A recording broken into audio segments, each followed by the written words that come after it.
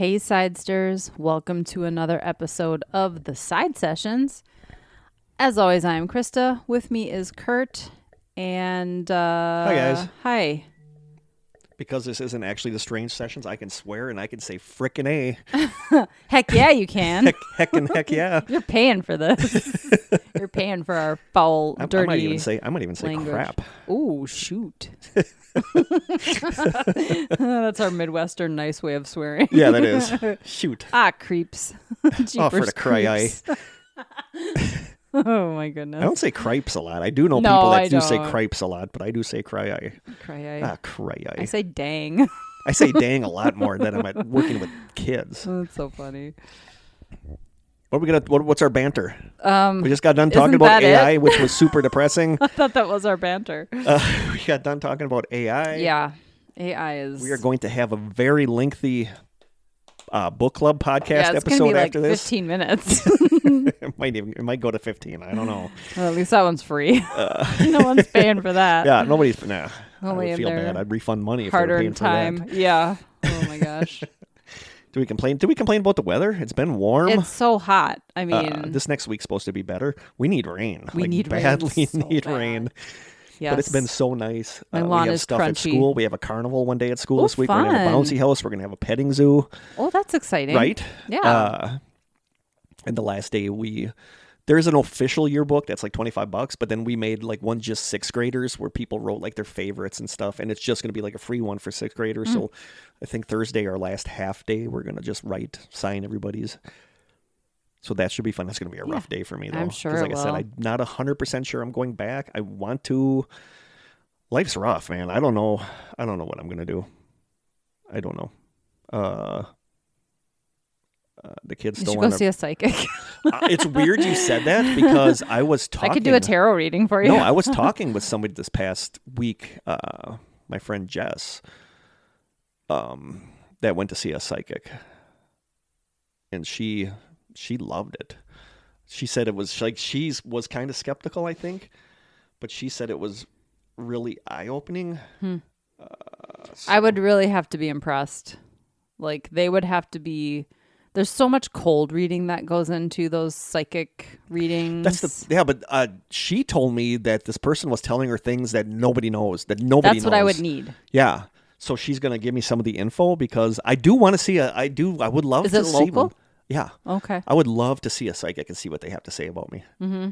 You know, they'd probably be like, get out of here. You're all I'd like messed to up. go too. I don't know if I want a reading, but I would like to witness a reading for someone I know really well just to see. Yep.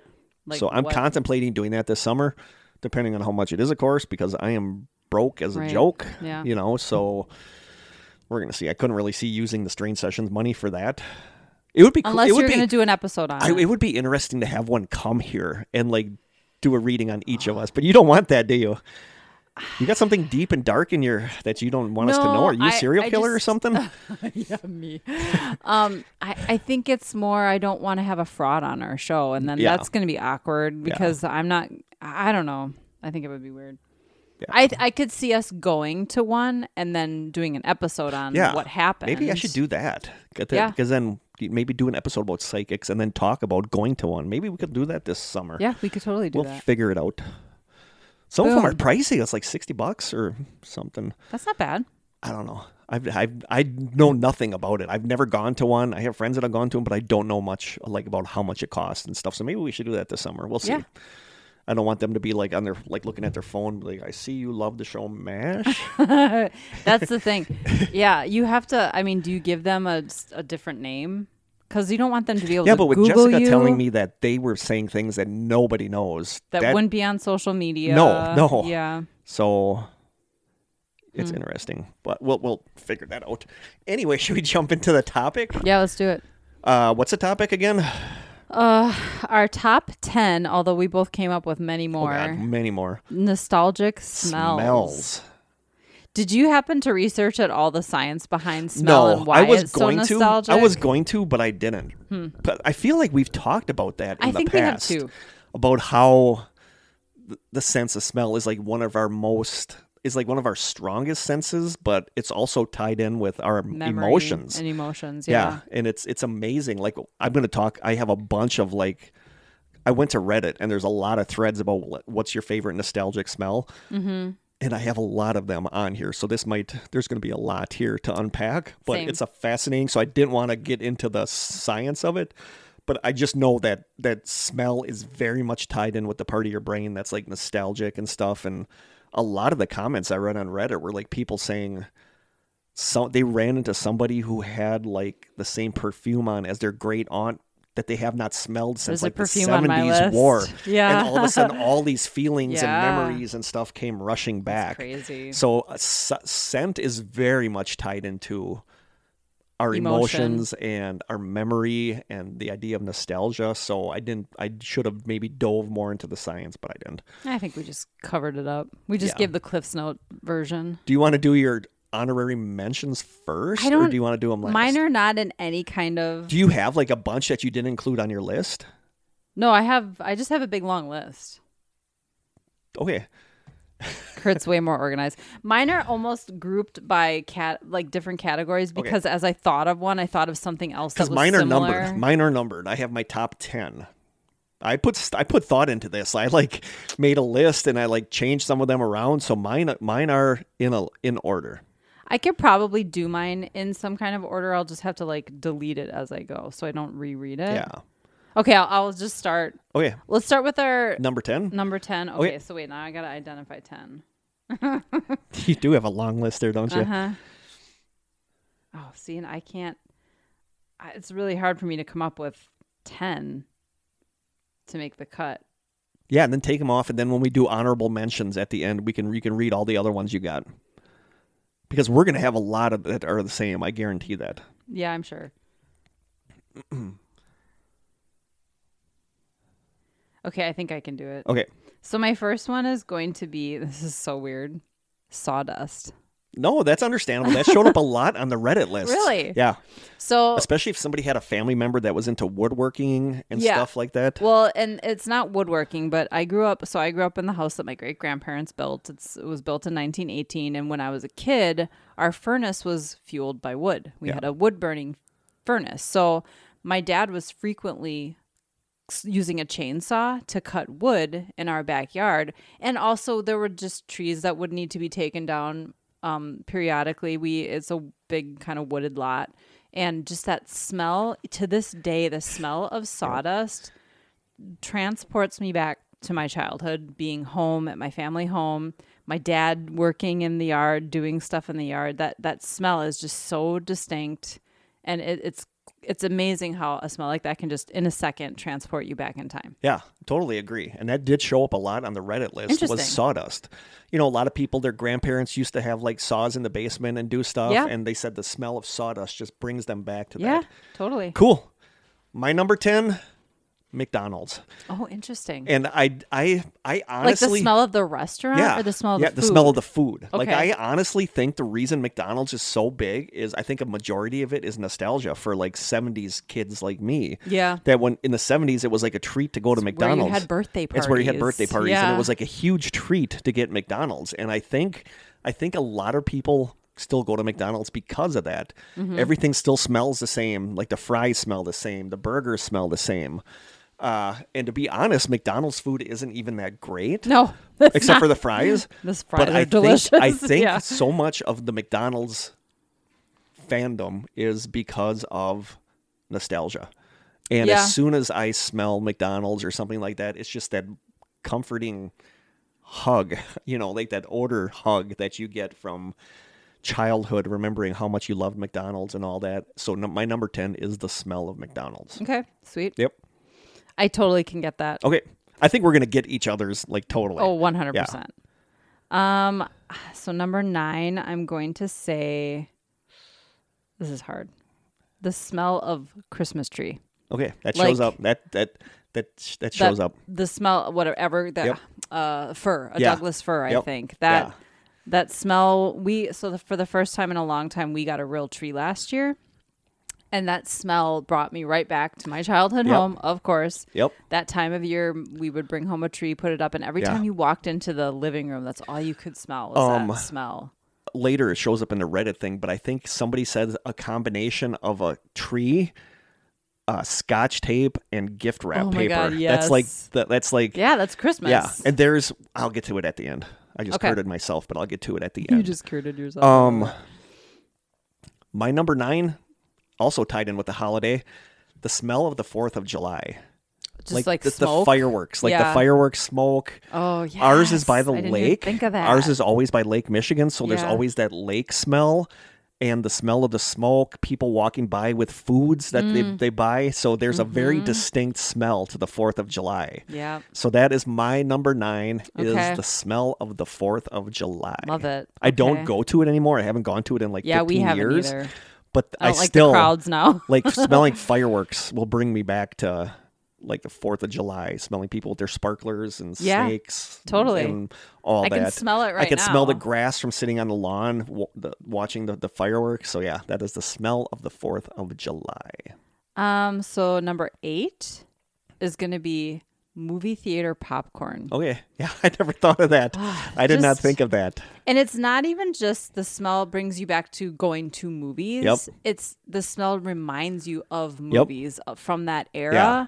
Like going to see E.T. Yeah, in the 80s. Like the smell when of an going 80s to a movie theater. was like a big deal. Now I don't go to movies anymore. I haven't gone to a movie, I think, in 20 years. Like, I had never been to the new theater in Manitowoc. It's maybe been like 5 or 6 years for me. The last time I went was for work. The last movie I saw was Shutter Island. So it's been a while. That's that's been a while. That was the last movie I saw. But still, the smell is still the same. You walk in the door and you get that hits you in the face of that artificial butter. Yeah. And popcorn and that's warm. It's such a distinct smell. Yeah, there's something so like warm and fuzzy about it. Cool. My number 8, and this showed up constantly on the Reddit list. It's probably going to be on yours, I'm guessing. My number 8 is a cut lawn. Oh, yep. Or slash. And somebody said this on Reddit, and I love this. Quote, a charcoal grill lighting up and a fresh cut grass on a summer evening. Yes. Like that is such a distinct smell. So anytime you name one of mine, I'm deleting it from my list. But I don't know what it is because I never liked cutting the lawn, but there is something about the smell of a cut lawn that is so comforting. It's the smell of summer vacation, I think. Because, I mean, I didn't like mowing the lawn either, but it was our job during the summer. And it just reminds you, it was a constant smell every summer. I don't have it on here, but somebody on Reddit said that they moved to Japan. And it's really rare there, but there was some place that he could go where it was like a little park where they would mow it. And he would go there, if he saw them cutting the grass, he would go there just because he loved that smell of a cut lawn, like a freshly cut lawn. It's so good. Yeah, but it's like I love a charcoal grill lighting up and fresh cut grass on a summer evening. That's such a good image, odor image, olfactory image. So that's my number 8. So number 7 kind of reminds me of your 4th of July one, but this is the smell of being near the water and the smell of diesel. Yeah. So I grew up in a little village up north called Pinsaki, and in its heyday, it was a booming commercial fishing village. My great-great-grandfather started the business, and all of his sons, including my grandpa, were commercial fishermen. So I just have so many memories of being on my grandpa's fishing rig or watching him come in from a day of fishing, and I can hear the chug, chug, chug, chug, chug of his boat. Of the boat coming in. And the smell of water, which is sort of mixed with the sound of seagulls and like the smell of fish and even dead fish, whatever. Yeah, sometimes and the even smell of diesel. Yeah, like I don't have it on my list, but I could because I love like cow poop. Yeah. Living in Wisconsin, not liquid manure, which is but something like the farm, totally disgusting. like a farm smell. Yeah. Like it's just such a good, like other people would like hate the it. Smell of hay. Yeah, like other people would hate like the smell of cow poop, but nope, it's a Wisconsin thing. Yeah. Cool. My number 7, and this showed up constantly on people's list: crayons. Oh, I never even thought of that. I love the smell of crayons. Yes. And people on Reddit are like, it has to be the official Crayola crayons because they have a distinct smell. But man, if you smell crayons, that brings you back instantly to being a kid. Yeah. Oh, that's a good one. Love the smell of crayons. Yeah. That's my number 7. Number 6, I'm gonna do a combo. It's either baked ham or a roasting turkey. Yep. Like you walk in your parents' house or whatever, and you smell that, and you are instantly transported back to Christmas, Easter. That shows up later. That shows up later on my list. It's just such a that is a comforting smell. My number 6 is very much like a personal one to me, but it is grape bubblegum. Oh, interesting. Like when I was a kid, I loved like Hubba Bubba grape. I almost said Hubba Bubba just in general. I loved Hubba Bubba grape bubblegum, but smelling grape bubblegum like reminds me so much of being a kid. And I must have eaten a ton of it, but juicy fruit sometimes does too, but not to the extent that grape bubblegum. Or like Big League, Big Chew. I used to love Big League Chew. Yeah. It's weird because I was literally thinking about that while you said that. Yeah, that's funny. It really was. But grape bubblegum, the scent of grape bubblegum, my number 6. Okay, so now I'm on number 5. Yep. Okay. Ooh, it's getting hard. The smell of lilacs. Yep, that showed up a lot. Oh, so good. And they're right now, lilacs are kind of, maybe they're just past peak, but they're surprised. I feel like this is kind of late in the season for lilacs to still be blooming, but the smell of lilacs is just like, it's such a, my mom had them growing outside, and so they would waft in through the window. She'd always have them cut in vases in the house. Lilac showed up a lot on the list. It's weird. I actually had a synchronicity the last couple days where reading these, one of the things that people said a lot was cucumber melon lotion from, I think, Bath and Body Works. Gosh, yeah. And it's weird because that showed up yesterday in a completely random, unrelated article was cucumber melon. Okay, scent weird. Lotion. And it was like, that was a weird synchronicity. But lilac showed up a lot in people's favorite scents. My number 5 is very personal to me, and this is getting now to like my super nostalgic. My number 5 is weird, and I'll sometimes actually seek this out. And I found somebody who on Reddit who said the exact same thing. My number 5 is old grocery stores. They have a very distinct smell. Okay. Somebody on Reddit writes, quote, grocery stores from the late 80s, early 90s. I think it has to do with ventilation, but when I was growing up in the 80s, early 90s, in an area developed in the late 70s, every grocery store I went to had the smell of the bakery wafting through the store paired with floor cleaner.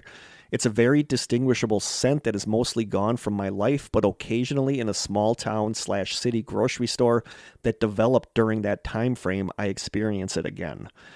And when I used to go to JFK Prep or whatever, in Valders, there was a Piggly Wiggly. And walking into this Piggly Wiggly was like time travel to the 70s. It looked like a 70s grocery store, and it smelled like an old 70s grocery store. And I used to stop there.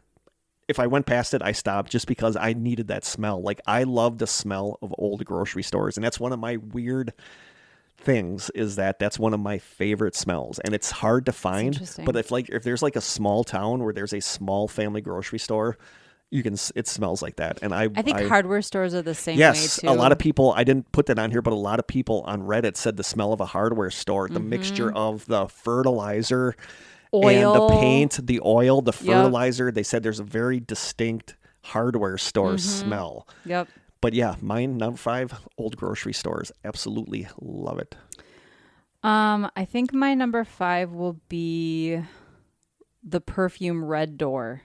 Never heard of that. So, I can't even tell you like who makes that perfume, but my best friend, who I've known since literally birth, her mom wore Red Door, and she grew up 3 houses down from me, and so we spent just so much time at each other's houses, and her mom wore Red Door perfume, and so if I were to smell Red Door perfume today, it would take me right back to her house, and just years and years of playing and sleepovers, and very nostalgic. I need to smell that sometime. I think they still make it. I don't know. My number 4. That was number 4? Okay. My number 4 constantly shows up on lists. Something from childhood. What do you think it is? I don't know. We have some at my school, and sometimes if I smell it, I'm like, oh my God. Play-Doh. My number Play-Doh. 4 is the smell of Play-Doh. Yeah, sure. Okay. Like, I think I talked about this on here, that I was with Kiara, one of the students. She went to a different school, but she was sitting at my desk because she was having a bad day, so we were talking about stuff. And she had Play-Doh, and she made me a little flower out of Play-Doh, actually. And I told her, I said, I used to eat that when I was a kid. And then she tore off a piece and gave it to me.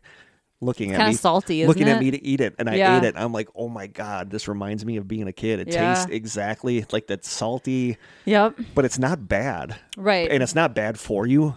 Don't eat a whole tub of it. Right. But if you eat a little of it, it's actually not bad, But the smell of Play-Doh is one thing that can instantly bring me back to being a kid.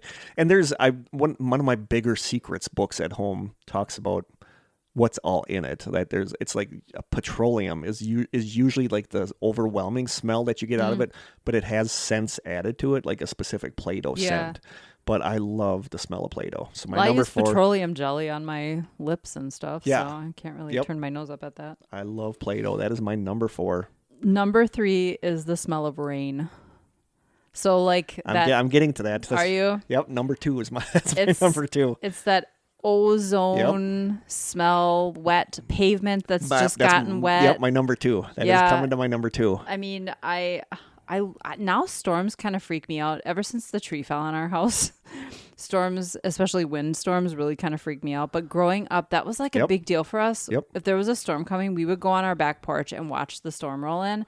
And just want that smell, you can smell it coming before it starts raining. Yeah. And warm summer nights when a storm would come through, it's just so nostalgic. I love that smell. It's so fresh and clean. I love it. Actually, I'm going to flip my number 2 and 3 then, because we're just talking about that now. My number 2, what you were talking about, and I never knew there was an actual name for it. What is it? Petrichor. Ooh. Petrichor,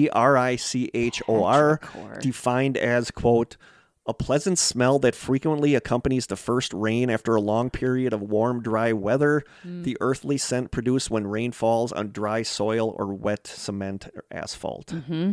So good. Yeah, so that is my number 2.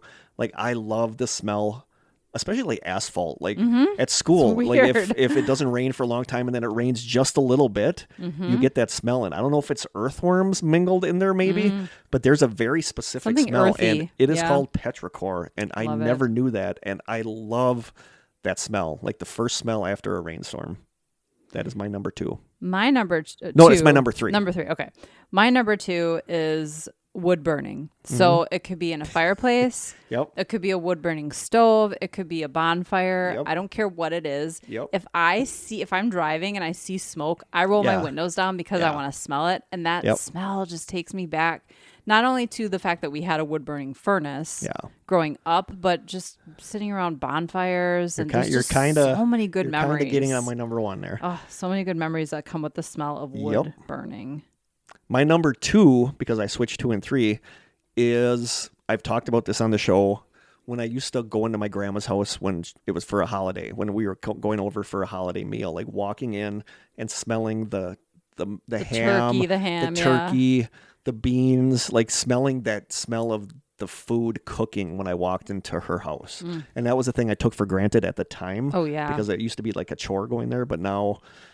I miss that. I'd give anything to smell that smell again of walking in her kitchen, walking in the door of her house, or even like going into the garage and just getting a little bit of that smell coming of the food cooking. And it just smelled so good, and I just miss it. And that's my number 2. Also really specific to their house. Yes. Yeah. Because their house would have also had a smell. Yeah. Yeah. And so it's that food smell mixed with the smell of their house. It's very specific. It's very specific for that house. Yeah. Like somebody could make the same exact meal in a different place. It would smell totally and it would different. smell different. Yep. So it's that exact wouldn't have that smell. nostalgic feel to it. The smell between the garage and the door open and the food cooking like inside. The cleaner that they use. That smell. Yeah. I miss that smell a lot. I That is my agree. number 2. Luckily, my uncle bought my grandparents' house, and we still have holidays there, so I get to experience that exact smell. I wish I could. I wish I could go back and bottle that smell. Like, I love that smell. Are we on number 2 or 1 now? Now we're on number 1. Oh, number 1. Okay. So number 1 for me is the smell of fallen leaves in the fall, and accompanied by the sound of them crunching under my feet. But Jim always jokes that it's the smell of decay and death and decay, because that's literally what it is. But that smell of fallen leaves, and it has it's an earthy, like, I can't even explain it, but that smell it's Halloween for me. It's fall. It's being in the woods. It's playing outside when it's a little bit chilly. It's raking the leaves that have fallen in my parents' front yard into like a house where you'd have a living room and a bedroom, and my best friend and I playing house in this leaf creation that we made. Just like so many memories. Wet leaves. I love the smell of wet fallen leaves. Like it's all good. That's your number one? That's my number one. My number one, these are all taken directly from Reddit. The same thing. Number one, the fall. Campfires, fallen leaves, and chilly weather. Oh, Somebody else. This is the smell of crisp weather. Somebody else writes, you know that smell when you step outside at dusk, a nice crisp autumn air, and you swear somebody has a fire going, maybe somebody is grilling. I don't know, don't really care either. It takes me to a good place. Yep. Somebody else writes, wintertime and a wood-burning stove from a distance. Reminds me of cottage country. Somebody else writes, burning wood. Love that chimney smell from other houses in the autumn or in winter. Best feeling in the world. Somebody else writes, chimney smoke. I grew up in an estate where all the houses had an open coal fire in every room. I live on the shore now, and the lady next door has a burner to heat her house. The smell is divine, combined with the frost and crisp night air. Always takes me back to my childhood. Oh. So the smell of autumn and smoke and leaves is I knew we were going to have the same number one. Yep. I knew we were going to have that, but so many people on Reddit had that same autumn smell. You can't. People were saying you can't really. It's a combination. of smells. But people were saying what you are smelling is decaying leaves, but it's a very comforting smell. It is. And they said that combined. They said there's a scent, and they don't know how it is or how to describe it. It's the air getting colder. Crisp. Yeah, if it makes it smells crisp. Yeah, if That's it the makes only way I this can other describe smell it. stronger, but they said there's a very distinct apples too. Yeah, there's a very distinct autumn smell that I can smell in my head I like can right smell now. it right now too. Yeah, so that is my makes me number smile. one is the smell of autumn. God, I love fall. Yep. I knew we were going to have the same number one. Summer, I'm just getting through you to get to fall. Yep. Just so you know, summer. I knew we were going to have the same number one. Okay, honorable mentions. Yep. Mine, I'm just going to throw this one in there because you kind of mentioned it, but the smell of burning leaves. Okay. I don't know if that was a thing for you growing up, but out in the country, people would rake their leaves into a ditch and then they would burn them. Yep. And it has a much different smell than not too different, but I mean, it's similar to burning wood, but it's very distinctly burning leaves. I'll tell you if any of yours are on my honorable mentions that you read. Okay. You want me to read all mine? Honorable mentions? Or should we each do one honorable mention? Okay. Yeah. One of my honorable mentions, Magic the Gathering cards / baseball cards with gum. Okay. That's like a very distinct cardboard. You know, like they're two different ones. Like I can smell what Magic the Gathering cards smell like in my head right now. I love that smell, and I can remember what like the 80s baseball cards with gum smelled like, and I love that. So that's on my honorable mentions. My next one is weirdly specific, and it's not something my mom made a lot, but it's the only place I've ever eaten it. And so anytime I smell it, I think of her, and it's the smell of a slow cooker that has like a pork shank and sauerkraut in it. I know that's like weirdly specific, but I came home once, maybe it was in the last couple of years, and she had that cooking, and I was like, oh my God, this smell is like instant rewind to my childhood because I've never had it anywhere else. Yeah. It's weird you said that because I had last week, I've never done this before. On Monday, I bought Johnsonville bratwurst and I made it in my slow cooker with beer. And it smelled so good. I bet. And it wasn't like a nostalgic thing, but I don't know. I really like that smell. So maybe it was a nostalgic thing and I didn't know. It would be for me because that's the brats my mom always bought. Yeah, but it smelled so good. Yeah, good stuff. This one is weird, and I don't think you're going to agree with me on this one. Shows up in my honorable mentions. Cigarette smoke. I don't know if it's because when my mom being sick, we lived with my aunt for a while, and they used to drive us around, and it was the 70s, so they smoked like crazy. Yeah. And I love the smell of going into my car after somebody has smoked in my car. Ugh. It hasn't happened in forever, but I love that smell. Like I'm surprised I never smoked. I love the smell of cigarette smoke. Ugh. Not so much in person, but like the lingering smell of cigarette smoke, I love. Yeah, I would disagree with you on that because I'm disgusted by it. That's on my list. Snow. Yeah. The smell of snow. Yeah. I'm going to get to that a little bit. It's sort of like the smell of crisp fall air. Snow has a smell to it. And I'm going to get to that at the end because it's weird you said that. Yeah, it's weird you said that because I'm going to get to that right at the end. It just smells like cold and wet, but good. Yep. This one I think you're going to agree with. The combined smell of mothballs and cedar wood. Oh, yes. Every closet in the 70s like in a and cottage, 80s. somebody's cottage Yes. up north, or like somebody's a grandparent's house. The smell of mothballs and cedar wood. It's my great aunt's cottage on the bay. Yeah. Yes, it smelled like mothballs. The smell of mothbalose and cedar. Oh my gosh. That's such a distinct and smell. my best friend's basement. Yeah. They had mothballs in their basement too. Yep. I'm going to lump these two together. Sugar cookies. Oh, yeah. It's Christmas. And Spritz cookies. Yes. Which is also very I can't believe I know what Spritz cookies are. I can picture them in my head. Yeah. Yeah. Yep. Oh, that is Christmas. We always had Spritz cookies growing up and sugar cookies. My next one is pretty specific. Pert shampoo.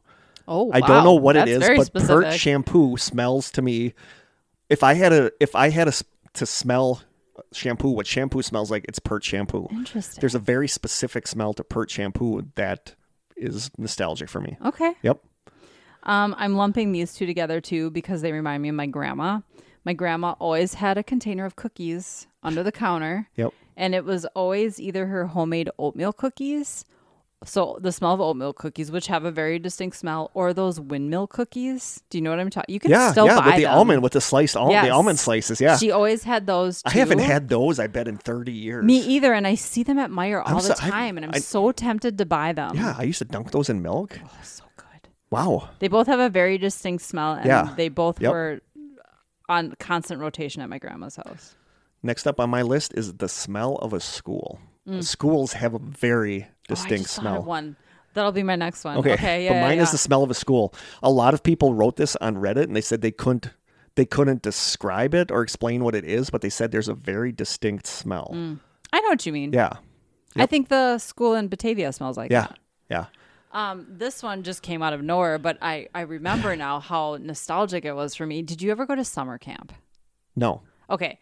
So through work a few years ago, we had the opportunity to tour Camp Evelyn, which is a Girl Scout camp. So it's they have actual cabins for the girls to stay in, and there's a mess hall. And the mess hall is this amazing smell of hardwood floors, a wood burning fireplace, and food. That must be so good because I can kind of smell that amazing. in my head. I walked in and I was like, oh my God. I only went to summer camp once. I think it was like 4-H camp, but that is what it smelled like to me. And it brought me right back there. It's weird you said that because my next one is tied with that, and I've never gone to a campground. Okay. But a lot of people wrote this on Reddit. This showed up a lot, and as soon as they said that, I'm like, yeah, but I don't understand why. But it's the combined smell of campfire and bug spray. Oh, yeah, totally. off and campfire. That's camping. This has like a distinct, and a lot of people wrote that. So that is mine, a combined smell of campfire and bug spray. So I have one more. Oh, I got a couple more. Mine it's the smell of lily of the valley. Mm-hmm. It was something that always grew underneath the front steps of my parents' house. And it has this sweet floral smell to it. And they're these sweet little bell-shaped flowers. Yep. And I can smell it right now. It smells so good. So lily of the valley. I actually only have 3 more. Okay. I have Elmer's glue. Oh, yeah. Which is a very nostalgic. Totally I used to eat that when I was a kid like crazy. Well, sure. Another one is used bookstores. Oh, yes. You know, like the smell of a used bookstore. It smells like people on Reddit are like, I don't know how to describe it, but it smells like the past. It does. You know? Yes. It totally does. And my last one I wrote, this is very personal to me and it's old school, but the weird smell of old 70s style lunch boxes. The smell of the sandwiches. The metal kind? The way the inside of the thermos always smelled like Campbell's vegetable soup, even if it was never in there. Oh, that's so And I funny. can smell like what a thermos smells like. Yeah. Sometimes if I'm at an antique store and I find an old lunchbox, I will smell the thermos to see if it smells like. It's just such a weird, distinct smell. Yeah. Like I can smell what the lunchbox with a bologna sandwich in it and stuff, and so that's my honorable mentions list. Trapper Keeper. Do you remember what a Trapper Keeper smelled like? Yep. Oh, I think that shows up. School supplies in general had a smell. These are all comments from Reddit that I thought were cool, so I put in here. The first one, somebody wrote, quote, the water from the ride Pirates of the Caribbean at Disneyland. Okay. And when I smell something similar somewhere else, it brings me back to childhood memories. And somebody wrote that that's because what you're smelling is bromine, because they use that, or bromine. I don't know if it's bromine or bromine, but they use that instead of chlorine. Oh, okay. And somebody that works there said, if you want, I can bottle some of the water for you. So a bunch of people jumped on that. Yeah. So people are buying. That's so cool. Yeah. Pirates of the Caribbean water. Wow. Somebody else writes. Speaking of pirating, he's probably, whoever that is, probably isn't supposed to be doing that. Yep. Somebody else writes, quote, musty, dank smelling basements. Yes. Reminds me of my grandma's Oh my cellar. gosh. Yeah. Somebody else writes, carousels. The greasy brass smell takes me back to when I was really young and would ride the carousel with my mom every year. Or just the smell of a carnival. Yeah. Yeah, that shows Which up. is That sort shows of up. like Yep, that shows diesel, up. That shows up in here too. Food. Yep. Somebody else writes, quote, there was a distinct smell, faint, but there, when you used to turn on old boxy televisions back in the 60s and 70s. And I think it was the vacuum tube heating up or something, but there was a very distinct smell. This next one I totally think of. I should have put it on my list. Somebody on Reddit writes, quote, vinegar. It always reminds me of dying Easter eggs. Oh my gosh, yeah. Yep. Okay, yep. Somebody else writes, quote, age. It's kind of hard to describe, but it's just that strange smell, pleasant and soothing. My great-grandfather had serious dementia before he died, but whenever he saw my sister or I and our brothers, he would hug us and tell us how great we were for coming to see him. The smell of his old jacket smelled like knowledge and experience of every corner of life. I miss that smell. Yep. Somebody else writes, quote, I mentioned this earlier, I've always liked the smell of Scotch tape, wrapping paper, and pine needles. It reminds me of birthdays and Christmas as a kid when gift bags weren't an option. And I never thought about the fact. We had to wrap our gifts. I never thought about the fact that there's a distinct smell of Scotch tape and wrapping paper. Yeah, that's true. Somebody else writes, quote, bowling alleys. Reminds me of Sunday afternoons with my dad and brothers. Such good times. I work nights and just about all of my friends work days. So every now and then I'll just hit up the lanes by myself to just kind of reconnect with those memories. I'll walk in, take a deep breath, and smile. Somebody else writes, and I totally get this one because this reminds me of Jamie and Jim and my friends as kids. Somebody writes, quote, the tar on a railroad on a hot summer day. So, because we used to walk on the trestle. We used to walk on the train trestle in summer, and the smell of hot tar on a train track. I grew up right next to a train track. Somebody else writes, quote, sunscreen. Being from the Midwest, it reminds me of Florida vacations. Especially coconut oil. Yeah. Yep. Somebody else writes, quote, banana bread. That stuff defined so many moments of my childhood, especially with my family. Somebody else writes, quote, we just talked about this, the weird mixture of fried foods, diesel exhaust, and animals, which always reminds me of the county fair in my small Midwestern town. Or a carnival. Yep. Somebody else writes, quote, cow poop. I kid you not. I grew up on a farm and moved into a large city. That smell always brings back the memories of childhood. Somebody else writes, quote, baby powder. It reminds me of when my little brother was a baby and still had that, quote, new human scent.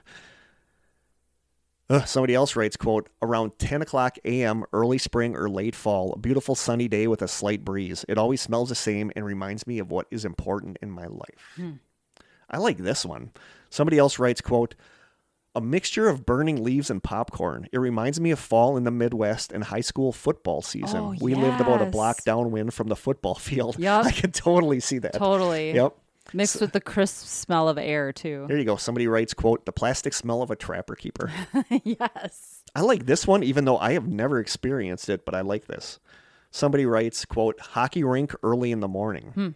And somebody replied, quote, follow that by a slightly damp hockey tape smell, moist laces on your skates, the stale beer in the garbage can from last night's game, and the jersey that has been washed since the start of 2 seasons ago. I tried describing the smell of the ice in a hockey rink to my husband the other night, but I don't think he understood it. It just smells different than any kind of other ice. Add to that the smell of hockey sweat, which is also very different than any other kind of sweat, and I'm taken right back to my childhood. It gets me every time and makes me happy. And somebody responded to that and said, I played high school and college and coached high school for years. I'm 66, but if I walk into a hockey rink at 6 a.m., I'm 16 again and want to lace them up. Like, I want to know what that smells like. Hockey, I can't even imagine. Rink at 6 o'clock in the morning. And I totally get this one. Somebody wrote, quote, you know that specific smell that Blockbusters had? Yeah, I missed that. Yeah. Totally. Yep. Somebody else writes, quote, and I totally get this, getting all of the Christmas decorations out, the smell of those boxes. Mm-hmm. Somebody else writes, quote, there's a certain smell or feeling or something that hits me every fall. I'm transported back to when I was in elementary school and we would play touch football or basketball every day after school and watch football games together on the weekends. It only happens outdoors, usually when the wind hits me just right and I feel chilly and I'm reminded that summer is over. Mm-hmm. Somebody else writes, quote, I found my old kindergarten pencil case in a box of old stuff recently. It's been 40 years, but it still smells the same and it instantly transported me back to being a kid. It was incredible. This next one I totally get too. Somebody writes, quote, bacon, eggs, and coffee percolating from an actual coffee pot, not a coffee machine. That one reminds me of my grandparents. Yeah, totally. And this one I like. Somebody wrote, quote, warm VHS tapes after watching a movie. No idea why I used to smell the tapes, but I did.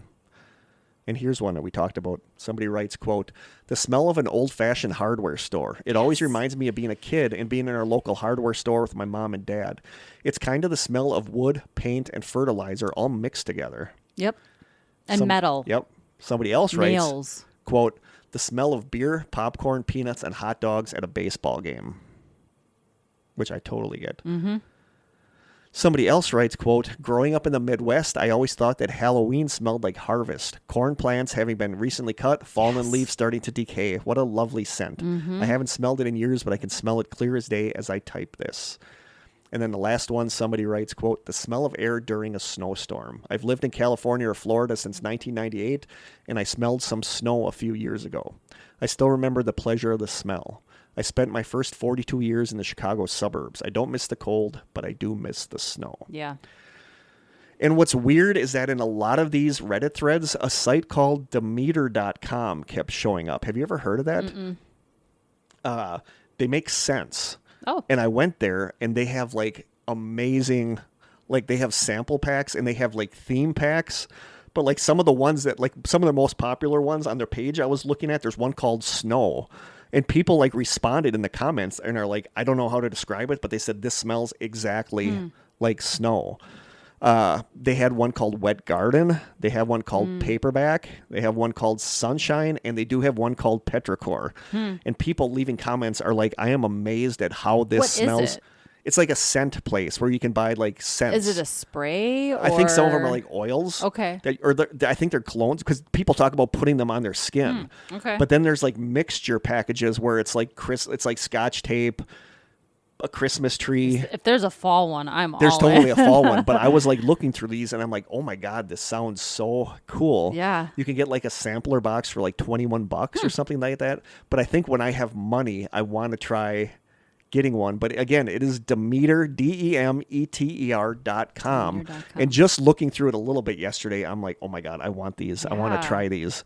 Right now, my big thing at home is when I was cleaning, I found my old wax melter. You know, like the little light bulb underneath it. So I've been, like, buying different scents. So right now, ever since researching this one, I'm getting into scents. But I want to look up this Demeter.com when I have more money because I want to see what people were, like, amazed at the snow one. And, you know, people are like, I bought this thinking it was going to be dumb. And it's like, I opened it up and it was like a snowstorm. Wow. And I don't know how to describe it. But so there you go. There are some cool. nostalgic scents. Yeah. It was a fun trip down memory lane. It was a fun. Like, I just love the smell of some of these. Holy cow. Yeah, me too. Man, if you live near an old grocery store, go give it a whiff. Go give it a whiff. That's all I can think of to say. Anything else? I don't think so. What time are we looking at? 43 minutes. That's good size. Yeah. For a side session. I would say. Let us know what scents are nostalgic to you guys. There are a lot that I didn't include on it, like a lot of stuff specific to childhood and school. Yeah. Construction paper, like the smell of that kind of stuff. Art supplies in Art general. supplies, yeah. Wearing a plastic smock. Yeah. Yep. So let us know what you guys think. Yeah. There are some nostalgic smells that got the nasty AI taste out of our mouths. Yeah. Yes. So, I think, is that it? I think that's it. Is there anything else? Nope. So I think from Krista and I down in the side cellar, until next time, stay strange and smell you later. I was going to say smell strange. Bye. What's up, Sidesters? Welcome to another side session. We're so excited that you're here with us. Hey, Kurt. Hey, Krista. How's it going? It's going. It's going. It's going. It was a long week at work. Yeah. Even considering that we didn't have school Monday or Tuesday. Ice storm. And yesterday was 2 hour delay. Oh, Monday was a President's Day, right? Yeah, it was still just a super long week. Some of the kids are going crazy, and they're just. Do you have spring break coming up? A whole week, the end of the month of March. Yep. I actually get spring break too for my math class. Where are you going? Panama? My living room. Nothing wrong with that. I might be going to West Virginia in May though, and I'm excited about that. Yeah. A little jealous. There's some really great. What my friend lives in. Well, she's coming back from the Middle East, and they're moving back to Harper's Ferry, which is it's actually a very haunted area. So I'm hoping that we can do some maybe. It's like Harper's Island. Did you watch Harper's Island? I did. Yeah. Yeah. Yep. So yeah, that's West Virginia. That's my news. I think West Virginia. I don't know if I told this. I might have told this story on this Strange Sessions, but. I always, whenever I hear West Virginia, and I might even have the wrong state.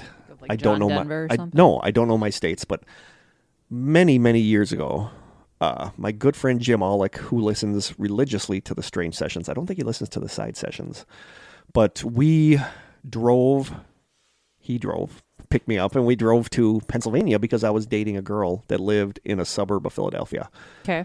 And it was just, it's one of those things that I always look back on. It was just like a road trip. You know, it's just him and I. And I remember that I don't know if my geography is right. We do need a map of the states down here. I don't know if my geography is right, but on the way to Pennsylvania, we drove through just a little part of West Virginia. I think it sticks up right on one side of Pennsylvania. But some dumpy little gas station there, I got a cup of Maxwell House coffee, and I don't know why, but that was the best cup of coffee I've ever had in my life. Really? And I don't know if I don't know if it was the road trip, or the memory of it. Yeah. But I remember drinking it, thinking, "My God, this is the best coffee I've ever had in my life." So every time I think of West Virginia, I think of that little part of him and I doing that road trip and having that cup of coffee. I think when you're in a really positive place and you're having fun, food tastes better. Oh God, beverages taste better. I always remember. We stopped at a McDonald's that was along the interstate in Ohio to eat. So we had his truck, his pickup truck, and our stuff was like in the back and whatever. And we stopped at the McDonald's to eat. And when we were leaving, I'm like, I got to pee. And he's like, all right, I'll be waiting for you. So I pee, get out to where the truck was, and all that's there is my luggage. And he pulled around to like the other side. That's great. And he's in there laughing his ass off watching me. He said I walk over by the luggage and I'm looking at it, and I go and I like look down both sides of the road, and he's just dying, you know. But it's one of those like that's funny. like that road trip was one of the best times of my life. It really was. But yeah, it's a little aside there. But whenever I think like West Virginia, it's getting that cup of Maxwell House gas station coffee that to me is still the best cup of coffee I ever had. Maybe it was just a combination of it being like a good, a reasonably fresh blend, and I was tired and needed it and was just having a fun time on the trip. Could be. But that is the best cup of coffee I have ever had. Who knew? Yep. So there's a little banter for you, a little story. You go. Because this might be a lengthier side sessions because there's a lot here. And I gave you a clue as to what it was. It's going to also be a meaty episode. This is also going to be a meaty episode. I gave you a clue as to what it was in the last episode. What do you think it is? KFC. It is KFC. Is this about their proprietary spice blend or something? We talk about that, but this is a lot about Colonel Sanders. And I did not know a lot of stuff about him. And it was an interesting dude. Okay. But we're going to get into that. So, is it going to make me hungry? KFC is one of the, like... my students are doing a thing for English class right now where they're picking one of four different topics to do a what am I trying to say? Presentation? Like a problem. Like it's a like the four choices are bullying, global warming, homelessness, or animal abuse. They want to solve a problem. Mm-hmm. And that's what I think of with KFC. We looked, like KFC came up, and they were looking up pictures of abused animals, like rabbits with their eyes bad from having like shampoos and stuff sprayed in them. I only buy cruelty-free, by the way. But like the little cages that we're going to touch on that towards the end is like the KFC. Actually, the reason I don't go to KFC is because I know how they treat their poultry. It's not good. Yeah, and like I think that they have people watching them now, but the chickens used to be kept in super tiny cages where they could barely move. On top of each other. Yeah, so that's we're going to get into that, but KFC is one of those things that every now and then I crave, but it's not like a favorite of mine. I think I've eaten there maybe twice in my entire life. I feel like, and I can't believe I'm saying this, but I feel like I'm getting more and more persuaded with stuff I see to be a vegan, or because, like animal stuff is just rough. It is. And I love that companies are getting away from like the cruelty and stuff, but that doesn't necessarily mean. I'm really conscious about the type of meat I buy now. We don't eat a lot of meat anymore. Like I had a cheeseburger for the first time in a couple of months. Yeah. But we're really careful about what brands we buy now. Yeah. And every beauty product I buy is absolutely cruelty free. Like I'm becoming very conscious of what I'm eating. Yeah. So well, it's not just what you eat; it's what you consume too. Look at your shampoo, man. Yeah, they might test on animals. Yeah. Like I specifically buy stuff that's not tested on animals. Yep. So, but this is a lengthy episode. I think this is one that we're going to end up releasing. Like if we can't get together one day. Okay. And we hope coffee subscribers don't get mad that we might release some of these side sessions as an actual Strange Sessions episode if we are not able to get together. Yeah, it doesn't happen often. No. But we just don't want you guys being mad because you guys are hearing this long before anybody else does. Mm-hmm. But there might be situations where we have to release a episode and we're not able to get together. So it's like, let's just release an old side session. But I think this will be another meaty episode, so to speak, that pun intended, we can release. So KFC, here we go. On September 9th, 1890, Harlan David Sanders was born in Henryville, Indiana. He was the oldest of 3 children born to Wilbur and Margaret Sanders. His father, Wilbur, who had been... Wilbur just kills me. His father, Wilbur, who had been a farmer and a butcher, died in 1895, so his mom had to go out and find a job, and she got hired on at a local tomato cannery. Being the oldest, Harlan kind of had to take over while his mom was at work, so he looked after his siblings and cooked for them. It's said that by the time he was 7 years old, he was already a great cook with bread and vegetables and was on his way to being great with meat. In 1899, his mother remarried, but then, according to the 1990 census, she had been widowed again. Wow, that sucks. Yeah, back in those days, man, I just feel like it was so common. Yeah, it was. When he was 10, Sanders began to work as a farmhand. His mom was married again in 1902, but Harlan didn't get along with his stepfather. A year later, Harlan dropped out of the 7th grade, later claiming, quote, algebra is what drove me off. Totally understand that. Yeah, me too. In 1906, Harlan left the area to go live with his uncle in New Albany, Indiana. And in 1906, when he was 16, he falsified his date of birth and enlisted in the Army, being sent to Cuba.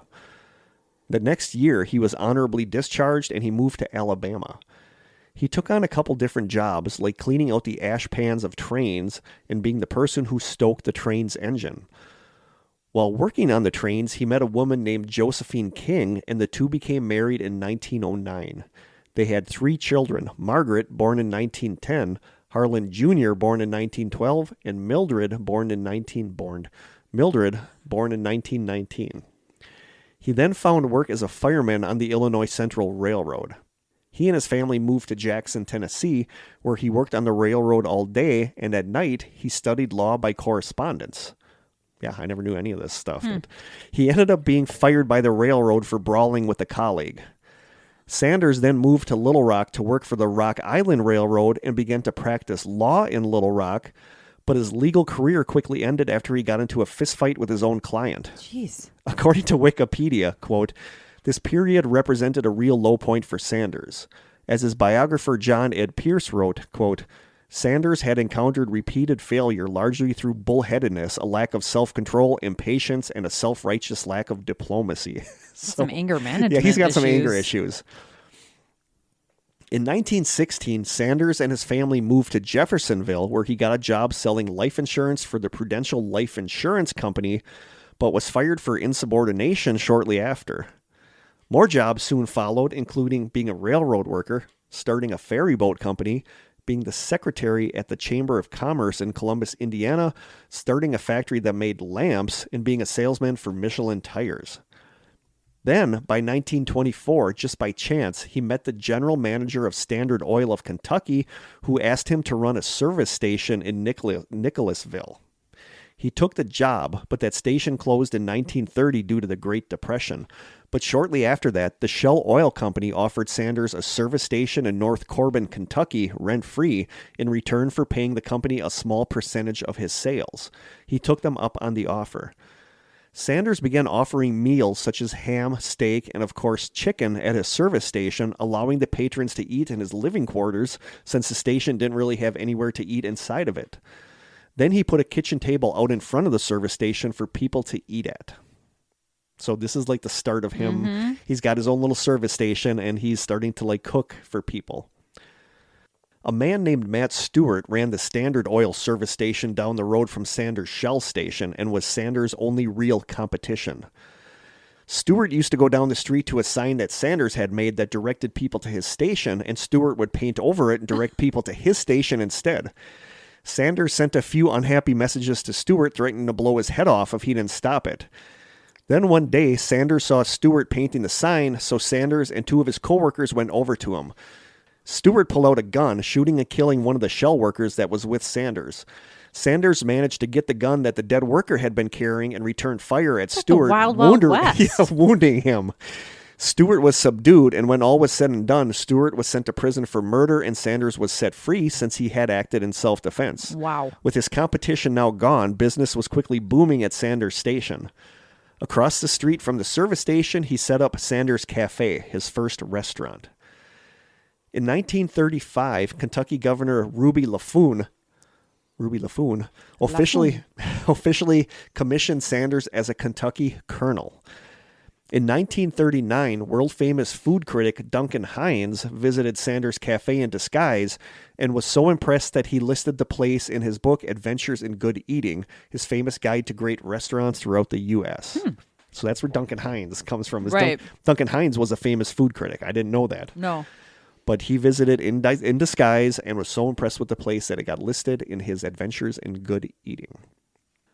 One of the waitresses at Sanders Cafe was Claudia Leddington. According to an article on the Franchise 500 website called, quote, 7 Things You Didn't Know About Colonel Sanders, the article says, while KFC loves certain quirky details about Sanders' personal life, one of the facts KFC chooses not to highlight is his relationship with women, especially his 2 wives. Sanders married his first wife, Josephine, at the young age of 19. According to Colonel Sanders and the American Dream, his second wife's nephew said that Josephine wasn't interested in a sexual relationship after giving birth to her 3 children, so Sanders, quote, found what he needed to find in other places. And one of the main outlets for Sanders' sexual energies was Claudia Leddington, a waitress at Sanders' first restaurant, the Sanders Cafe. In July of 1939, Sanders bought a motel in Asheville, North Carolina, and turned it into a motel with an attached 14-seat restaurant. At this restaurant is where Sanders tinkered with his seasoning and cooking methods until he came up with the famous KFC recipe. Then, as the United States entered World War II in December of 1941, gas started to be rationed, and with tourism pretty much going belly up, Sanders was forced to close his Asheville motel and restaurant. He left Claudia, his mistress, in charge of the Sanders Cafe in North Corbin, and Sanders hit the road, traveling across the country with a pressure cooker, his fried chicken recipe, and his trademark white suit, trying to franchise his fried chicken to anyone that would buy the rights.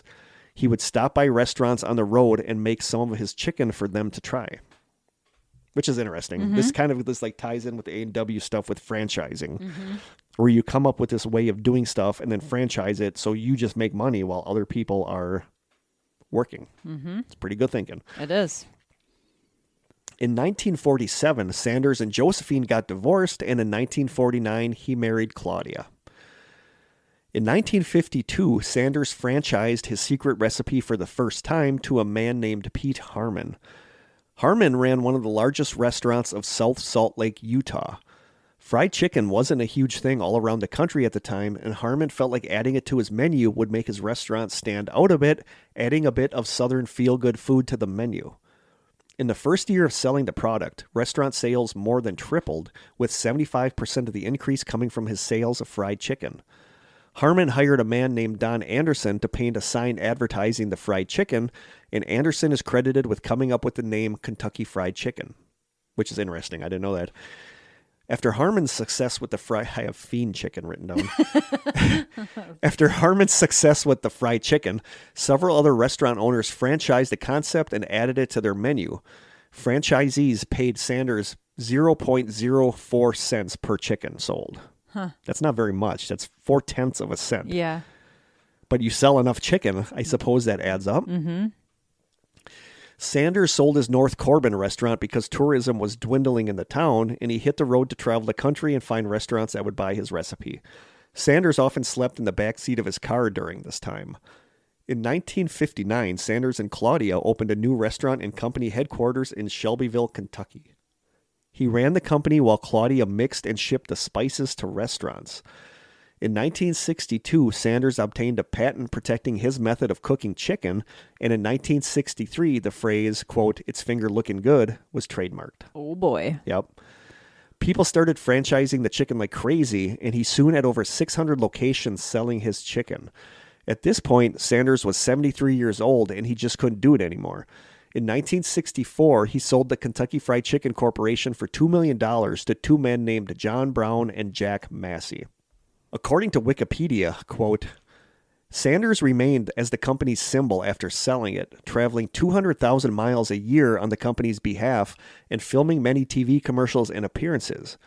He retained much influence over executives and franchisees who respected his culinary expertise and feared what the New Yorker described as, quote, the force and variety of his swearing, when a restaurant of the company varied from what executives described as, quote, the Colonel's chicken.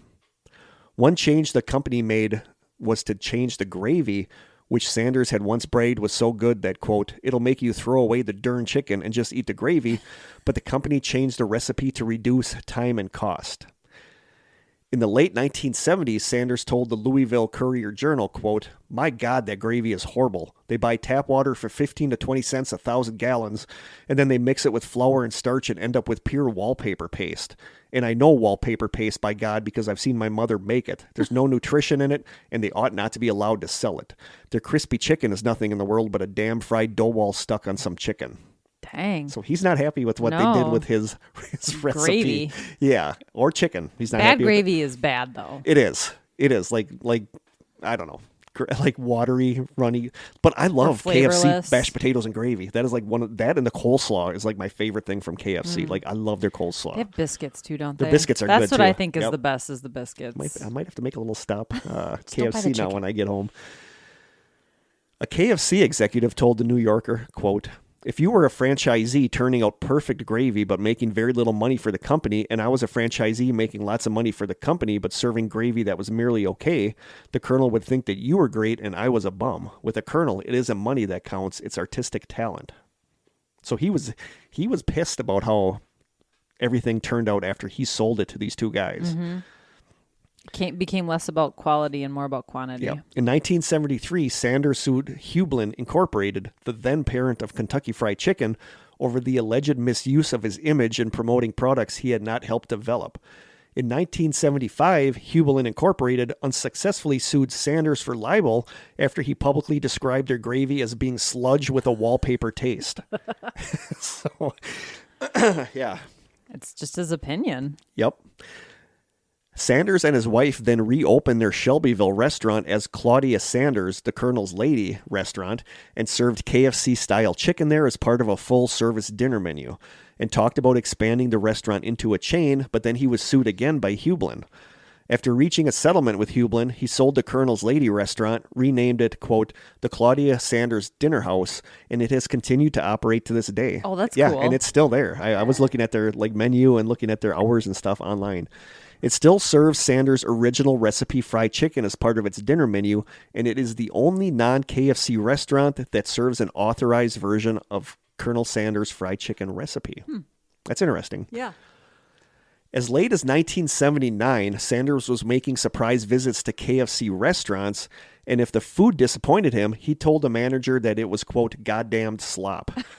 And that wasn't all. According to a 2015 article in the Louisville Courier-Journal, quote, in 1979, Sanders rolled up in a chauffeur-driven white Cadillac to the Hikes Point KFC.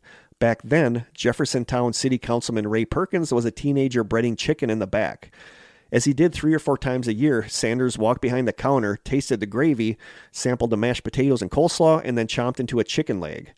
Perkins says, quote, I heard metal trays clattering, and I came around the corner and saw Colonel Sanders using his cane to push 8 trays of fried chicken onto the floor. Oh, no. Perkins said. He was cussing out our manager. The manager looked at us and said, shut up, don't say a thing, just wait until he leaves and we'll put more chicken into the fryer. You just didn't argue with him, Perkins, now 50, said of the Colonel. He still felt like that recipe was his. Throughout his life, Sanders was notoriously unpleasant.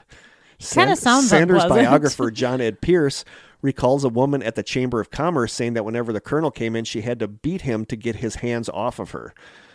A 1970 New York article quotes him observing crowds of housewives seeking autographs from him and saying, quote, that gal's let herself go. Look at the size of that one. I don't know when I've seen so many fat ones. Lord, look at him waddle. Oh, my God. Yeah, he was a dick.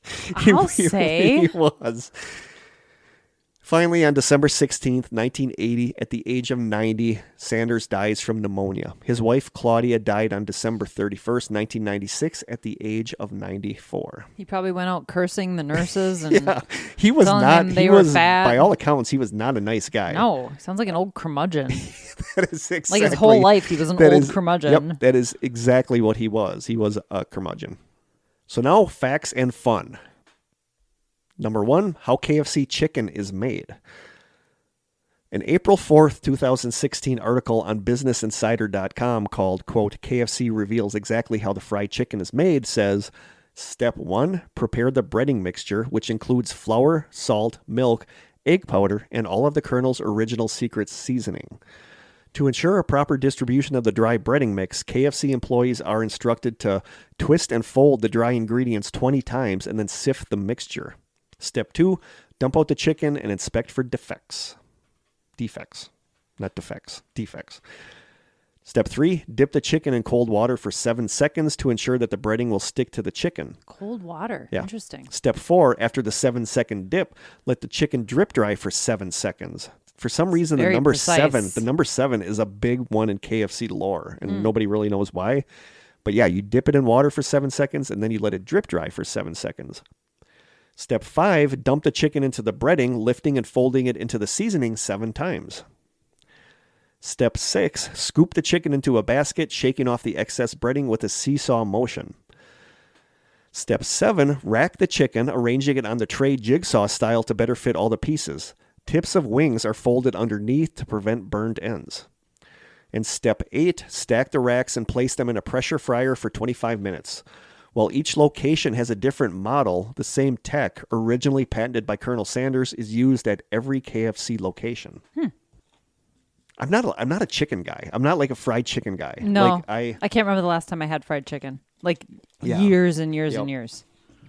Like, I like boneless chicken. I'm weird about chicken on a bone. I don't like pork chops on a bone. I don't like steak on a bone. I don't like chicken on a bone. Boneless steak, boneless wings, that's all good. Fun fact number 2, the cooking method. According to an October 16th, 2013 article on Slate.com called, quote, The Colonel's Real Secret Blend, it says, before there was KFC, there was really no such thing as fast food chicken. Fast food meant thin, easily griddled burgers and thin-cut potato sticks you could dump in the deep fryer.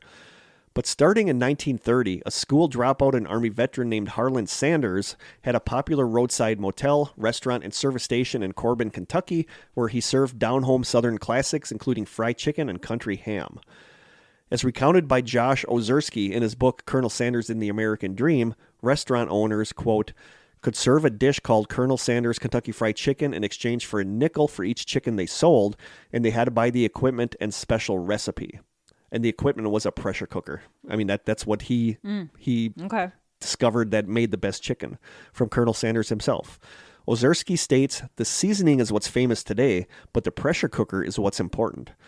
Pressure frying is based on the same principle as the then new technology of pressure cooking. By fitting a pot with a very tight lid, you can create a high-pressure environment in which the boiling point of water is raised above its normal 212 degrees Fahrenheit. With the water hotter than normal, tough cuts of meat that normally require long braising times can be done relatively quickly. At high pressure, you can fry chicken pieces with much less time or oil than standard methods usually allowed. That turned on-the-bone fried chicken into a viable fast food product years before the processed chicken revolution that gave us various nuggets and patties.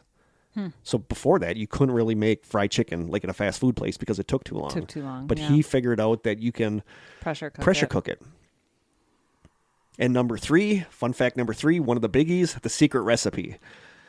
The actual complete recipe, handwritten by Colonel Sanders himself, is kept locked inside a 700-pound safe in the legal department at KFC headquarters.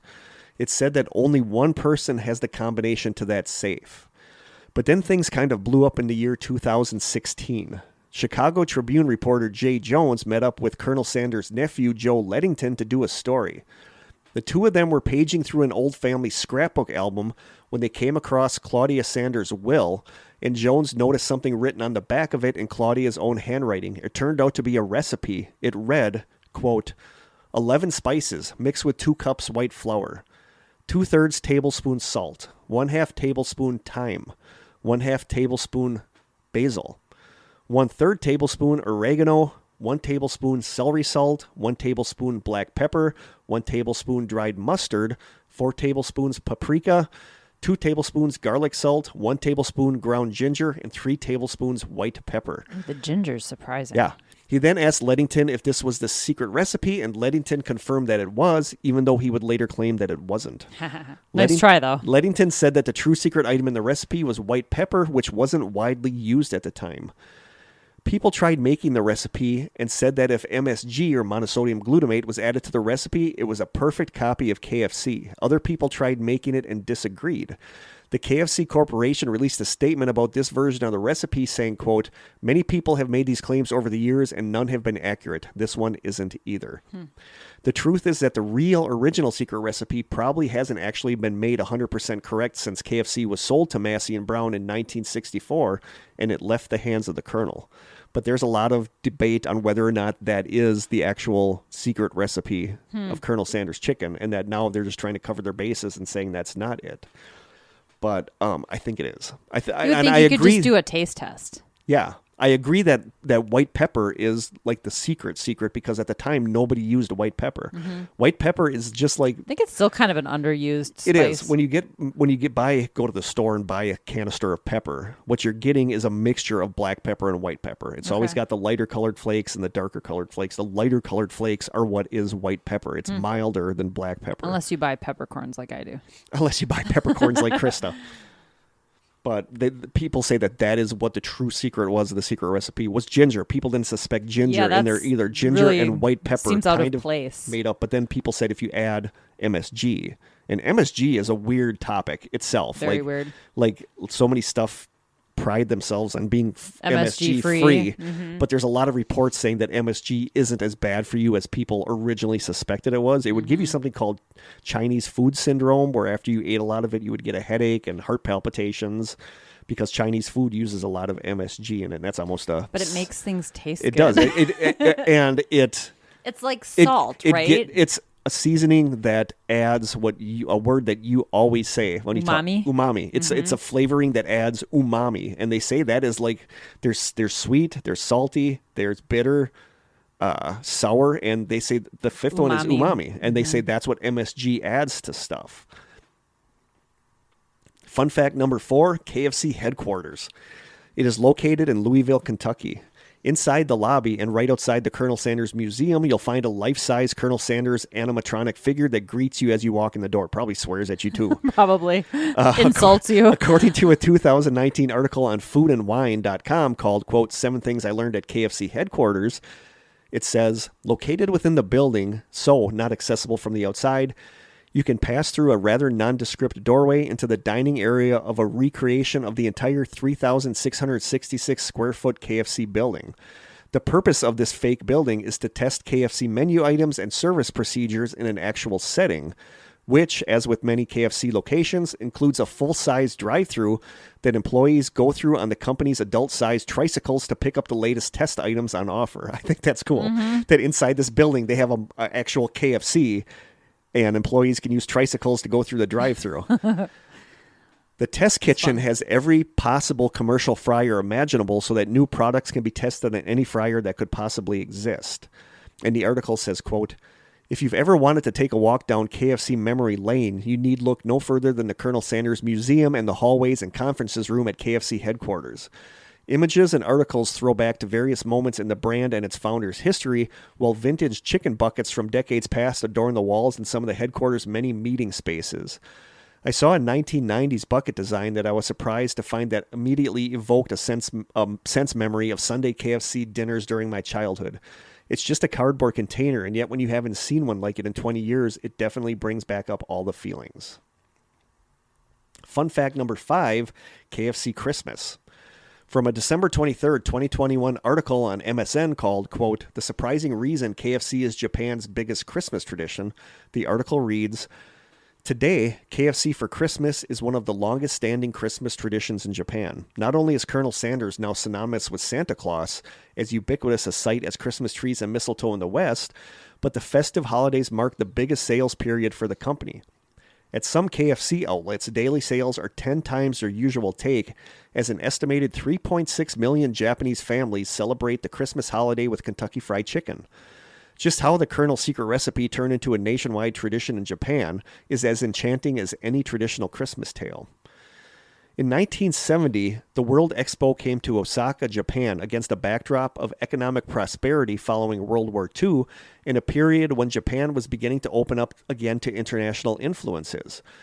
At the expo, a KFC test store was reportedly successfully selling bucketfuls of fried chicken to a curious and hungry audience who had never been exposed to Western fast food before. Also at the expo was a young sales manager named Takeshi Okawara, who would later go on to become the manager of the first ever KFC restaurant in Japan. Success, however, was not immediate.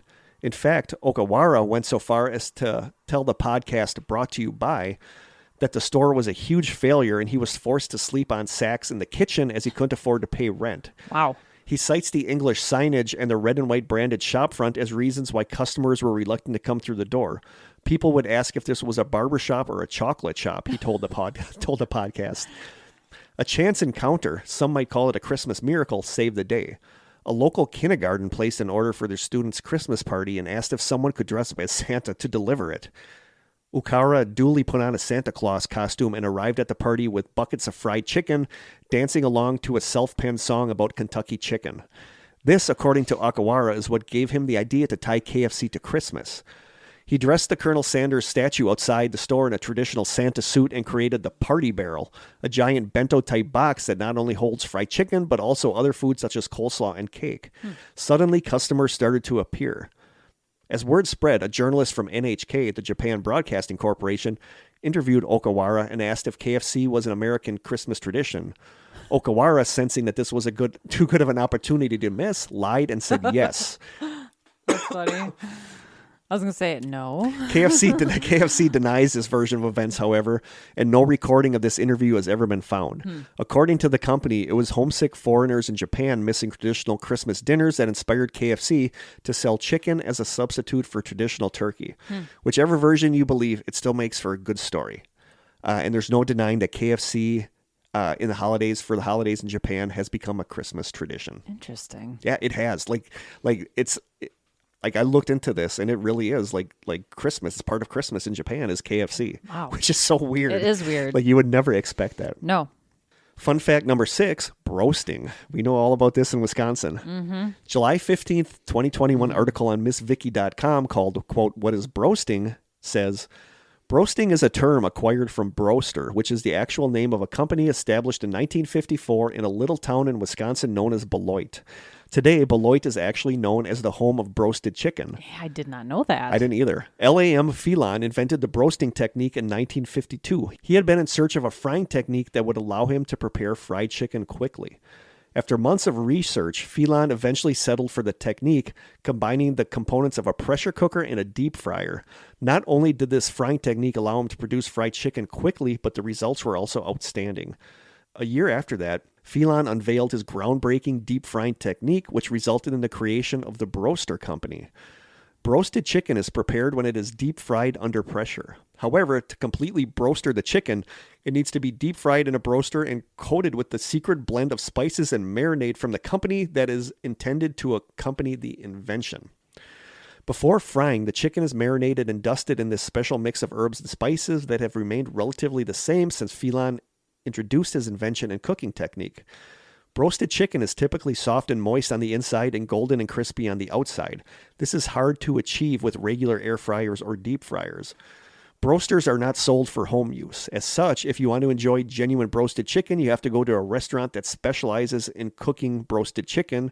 We all know one of those. It begins with a K. The broaster came before KFC started as a company. As a matter of fact, the broaster was the very first patent ever recorded for a commercial pressure fryer. As a result, although the KFC method of deep frying their chicken under pressure is essentially broasting, the company may not use this term as it is trademarked. While Phelan was creating his commercial broaster, the Colonel had not yet adapted his pressure fryer. The KFC pressure fryer came later on, but both cooking techniques generally rely on pressure frying. It may not be the healthiest way to cook chicken, but it's surely one of the tastiest. I love broasted chicken. Like like I said, I'm not a chicken guy, but if I'm at it's big at funerals and weddings, like buffets. When you go to like a supper club here in Wisconsin, they have broasted chicken. And I've had some that was like literally some of the best things I've ever eaten in my life. And I'm not a chicken guy, but every now and then you hit the broasted chicken that is just perfect, and it's like life-changing. It is so broasted good. Potatoes are Broasted really potatoes are good too, and I think it's like kind of a Wisconsin thing. Like you don't hear broasted chicken or broasted potatoes.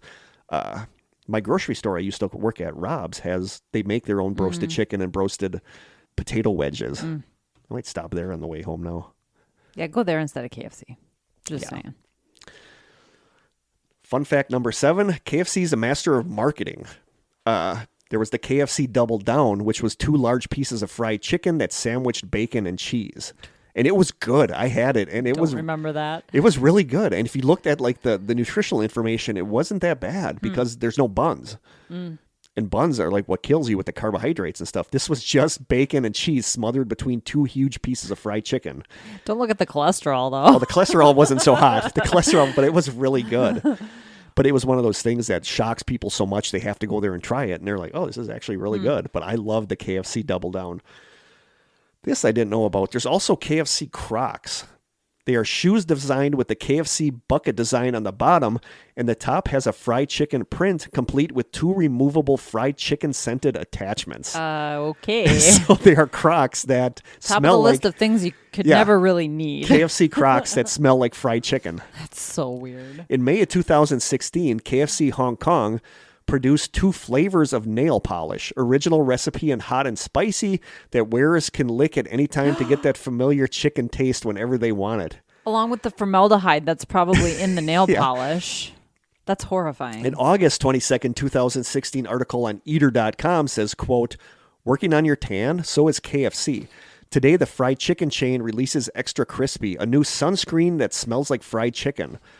A press release, Krista's head just went back.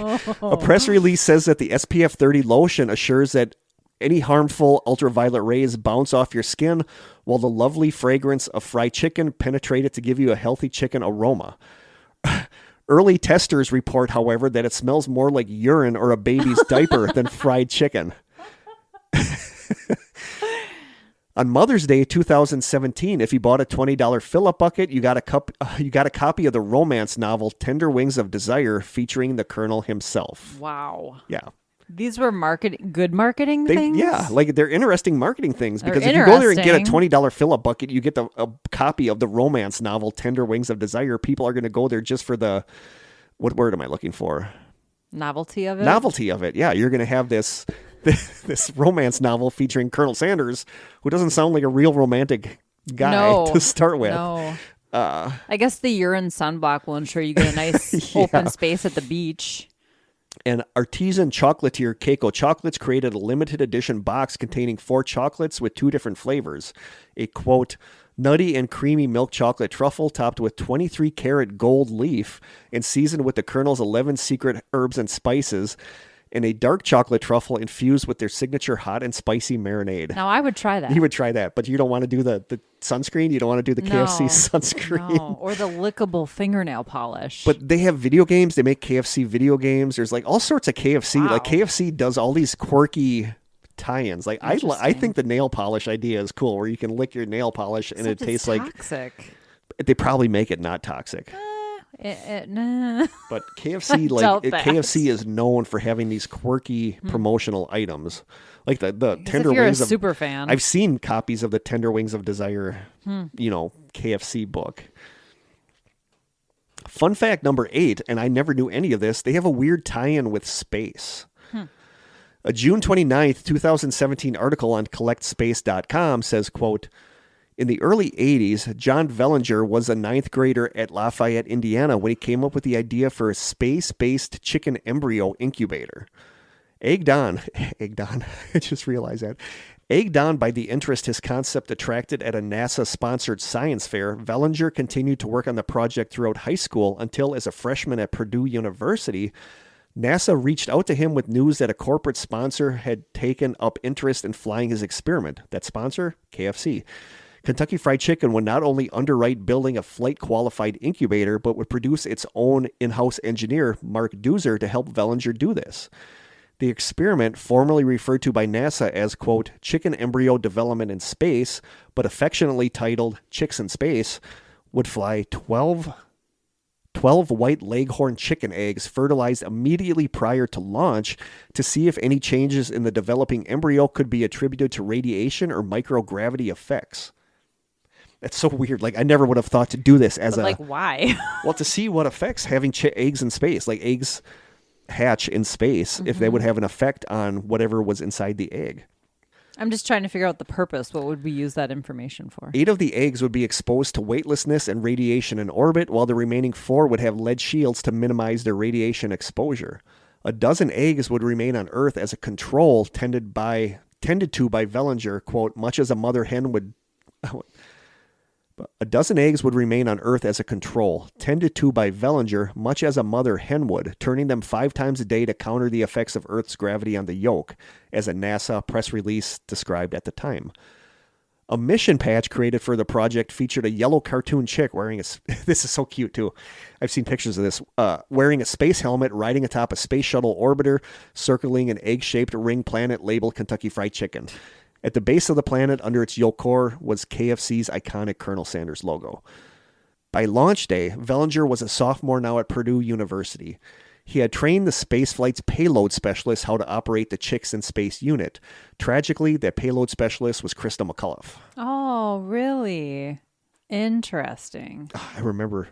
Oh, we all do. I was in 4th grade. I was in high school. I was a sophomore in high school in study hall when they announced it over the radio. They brought a TV into our room and we watched. God, I think every school did that. Yeah. I remember them wheeling in.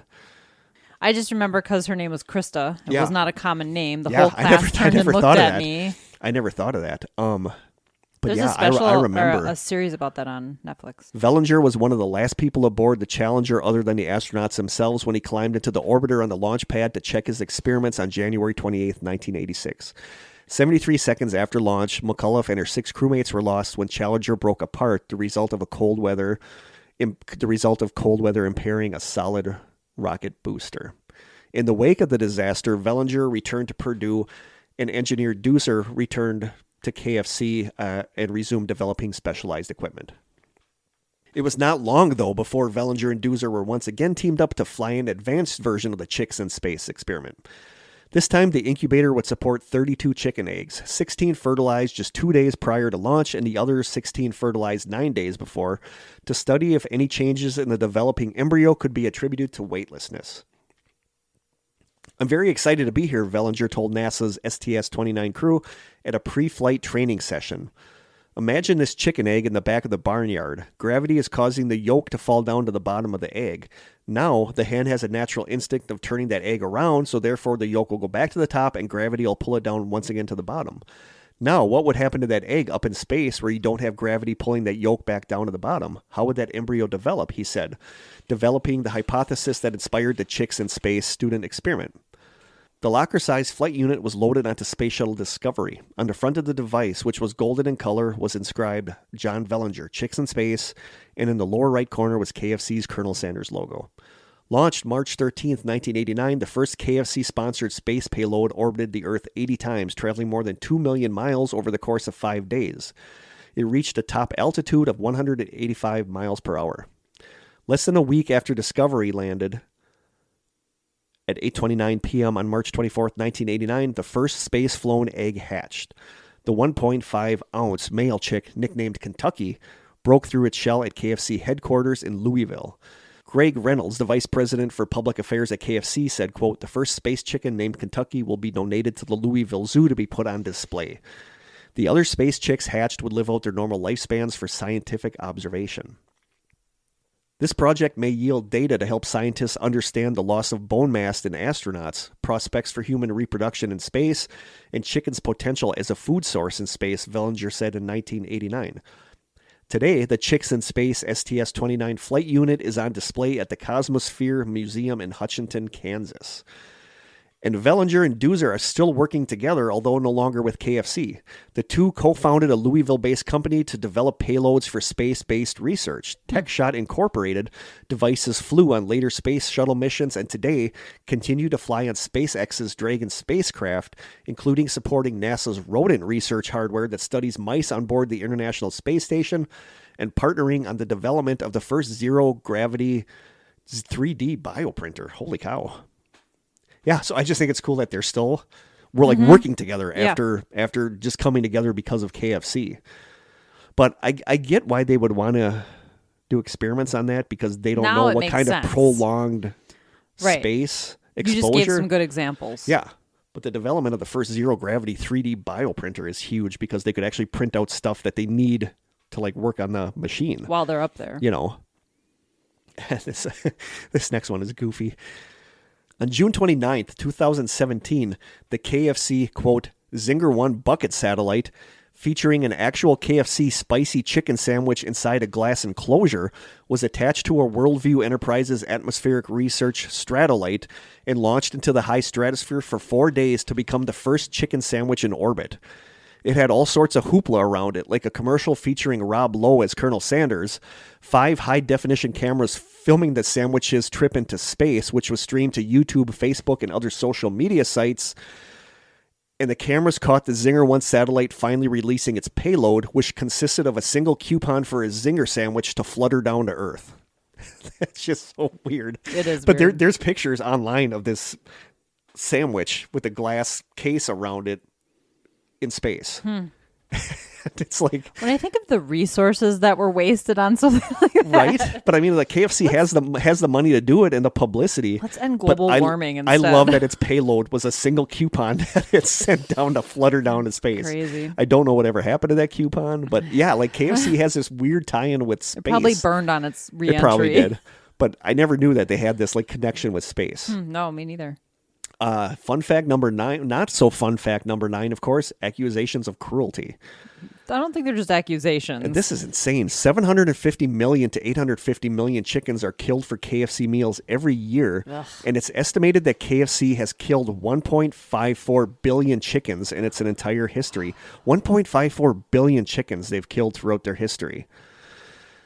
The website Kentucky Fried Cruelty says, quote, KFC lets frustrated factory farm and slaughterhouse workers handle live birds, so many of these animals end up being sadistically abused. Aww. At a KFC Supplier of the Year slaughterhouse in West Virginia, workers were documented tearing the heads off live birds, spitting tobacco into their eyes, spray painting their faces, and violently stomping on them. This was discovered more than 2 years after KFC promised PETA that it was taking animal welfare seriously. KFC also hides behind its Animal Welfare Advisory Council, even though 5 members of the council have resigned in frustration. One of them, Adele Douglas, told the Chicago Tribune that KFC, quote, never had any meetings. They never asked any advice.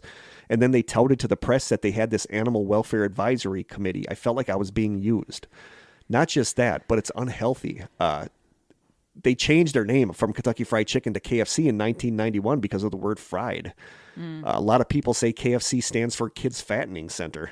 It has tons of sodium, tons of MSG, tons of fat. Like fried chicken is by no stretch of the imagination healthy. No. But Now they have vegan chicken nuggets. Did you see that? Yeah. I heard that they're actually good. I've heard that the texture is not good, though. No. And texture is everything. It is. Like when I tried the Impossible Whopper, it was pretty close, but you could tell that you weren't eating like actual meat. Mm-hmm. But I love that they're trying this. Mm-hmm. I love that they're at least doing this. But I feel like, again, this is more for, hey, look how good we are. As to any kind of concern, miss out on the money that could be made. As to any kind of concern over how they treat their chickens. But, chickens were kept in cages that were way too small for them on top of each other. Mm-hmm. And it's horrible the way... And chickens have really great personalities. They do. Like, they're great pets, actually. Again, from the Sofa King podcast, Brent, one of the hosts, bought chickens and was told by somebody that raises them, don't give them names. And he gave them names, and he said it was like impossible because he said, like you said, they have little personalities, and we've wanted chickens for a long time, but only for eggs. We wouldn't slaughter them. It was almost impossible to like kill them for food after that because they are a pet. They become a pet. And to hear that they've killed 1.54 billion chickens. And many of them suffered first. Yeah. So I will never buy anything from KFC. No. So it's just based on that alone. Yeah, it's bad. And finally, fun fact number 10, they're hated. A September 23rd, 2021 article on the Eat This, Not That website says, quote, the team at Rave Reviews, a product review platform, decided to use tweets about the most popular fast food chains around the world to find out how they stack up against each other in terms of their online reputation. They used language analysis tool SentryStrength to examine over 1 million tweets and compose the list of the most hated fast food chains in the world based on negative sentiments consumers have expressed about them. According to their analysis, McDonald's, Subway, Starbucks, and Wendy's were all found to be the most hated fast food chains in several countries, but none of them hold a candle to KFC, which was the most hated brand in as many as 14 countries and took the cake as the number one most hated fast food brand around the world. Although if you look at America, that number one spot goes to Domino's Pizza, but that's a side sessions for another time. Interesting. So there you go. That is what I have on KFC and Colonel Sanders, who... kind of a dick. I always thought of as just the white suited guy with the white hair, white beard. But he's kind of a douche. Does he have a beard? Yeah. Okay. But he was kind of a douche. Yeah, kind of. And and now they're getting publicity because they have the commercials where there's different actors playing, the Colonel at all different times. So they're just so good at marketing. Yeah. But if you look at like some of the stuff they do, not so hot. But I love that they're quirky marketing. But yeah, I mean it's so hard for me. Like, I love hamburgers, but it's hard for me to think of cows, like the cows and stuff when I'm eating them. But the chicken stuff is like, Yeah. And it makes me glad that... I think cows have great personalities, too. Yeah, it makes me glad that I don't eat a lot of KFC. Like, every now and then I crave it, but... I literally haven't had it in decades, probably. Yeah. I think literally when I say twice in my life I've had KFC, that's probably very true. I'm just not a fried chicken guy. Like if I went totally vegan, I would not miss fried chicken. I just wouldn't. It's not something I ever eat. So there you go. That's KFC. That is a little bit about Colonel Sanders and his fist fights with clients when he was a lawyer and the shootings and all that stuff. So fascinating guy, fascinating company. I mean, I get why people like it, but it's just like after looking at some of this, it's hard to eat there. Mm-hmm. So let me know what you think. Hopefully you like this. If you didn't like it, please submit some topics you would like me to do for a side sessions, and I will gladly do them. And I think that's probably it. All right. It's weird to end without going through like a whole thing, right? I know. No questions, no jokes, no deets. Yeah. I could do another bad pickle joke. Sure. Because they're all bad. They are all bad. The probability is very high that it's going to be a bad one. Or dumb, as we like to call them. They're all dumb. These are so stupid. If you have 20 barrels of pickles in your kitchen and had 20 barrels of relish brought in, what would you have? 40 barrels of yuck? A very large kitchen. Oh, wow. So bad. I guess that's true. And they're pained to hear that. I'm so sorry, guys. Seriously, I'm so sorry. So I think that is it. So hopefully you liked KFC episode, some fascinating stuff. I got to hook myself up with some of that KFC sunscreen. I want to see... It smells like urine. Or baby diapers. Dirty baby diapers. I think that is it. So from Krista and I in the Strange Cellar, thank you guys so much for supporting what we do. Not sure why you do it, but we love you for doing it. We love you. Until next time, stay strange.